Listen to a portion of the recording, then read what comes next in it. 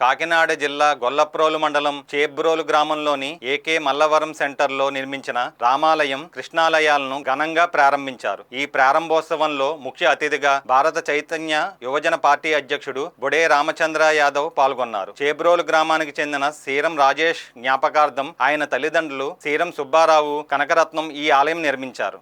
ఈ సందర్భంగా రామచంద్ర యాదవ్ మాట్లాడుతూ ఆలయ నిర్మాణ దాతలకు, కమిటీ సభ్యులకు, స్థానిక యువకులకు కృతజ్ఞతలు తెలిపారు. రాష్ట్ర ప్రభుత్వం హిందూ దేవాలయాలన్నింటినీ దేవాదాయ ధర్మాదాయ శాఖ పరిధి నుంచి తప్పించాలని ఆయన ఆకాంక్షించారు. దేవాలయాలను నిర్మించడం ద్వారా మానవుల్లో ఆధ్యాత్మిక చింతన ఏర్పడి ప్రశాంత జీవితం సాగిస్తారన్నారు. ఈ కార్యక్రమంలో పిఠాపురం నియోజకవర్గం భారత చైతన్య యువజన పార్టీ ఇన్ఛార్జ్ సీరం శ్రీను అధిక సంఖ్యలో భక్తులు పాల్గొన్నారు. కాకినాడ జిల్లా పిఠాపురం నియోజకవర్గం చేబ్రోలులో మండల కేంద్రంలో ఈరోజు ప్రారంభమైన శ్రీ సీతా లక్ష్మణ హనుమత్ సమేత రాములవారి దేవాలయ కార్యక్రమానికి ఇక్కడికి విచ్చేయడం జరిగింది. ఆ స్వామి అమ్మవార్ల ఆశీస్సులు అందరికీ ఉండాలని, అందరికీ మంచి జరగాలని మనస్ఫూర్తిగా కోరుకుంటూ ఈరోజు రాష్ట్ర వ్యాప్తంగా తీసుకుంటే ఆధ్యాత్మికత చింతనతో, ఒక ఆధ్యాత్మికత చైతన్యంతో ప్రజలందరూ కూడా ముందుకొచ్చి దేవాలయ నిర్మాణాలు కావచ్చు, దేవాలయాల అభివృద్ధి కోసం కావచ్చు, ముఖ్యంగా యువత ముందుకొచ్చి ఇలాంటి కార్యక్రమాలు చేయడము చాలా ఆనందంగా ఉంది.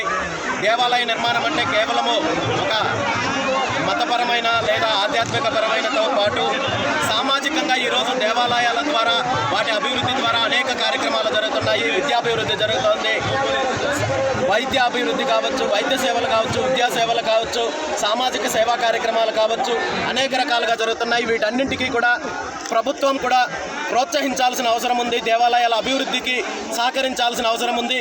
ముఖ్యంగా ఈరోజు రాష్ట్రంలో దేవాలయాలన్నింటినీ కూడా ప్రభుత్వ ఆధీనం నుండి విముక్తి కలిగించి, స్వయం ప్రతిపత్తి కల్పించి, తద్వారా దేవాలయాలు స్వతంత్రంగా అభివృద్ధి చేసే అవకాశము ప్రజలకు ఇవ్వాలని కోరుకుంటూ ఈ విషయంలో బీసీవై పార్టీ ఇప్పటికే స్పష్టంగా తెలియజేయడం జరిగింది.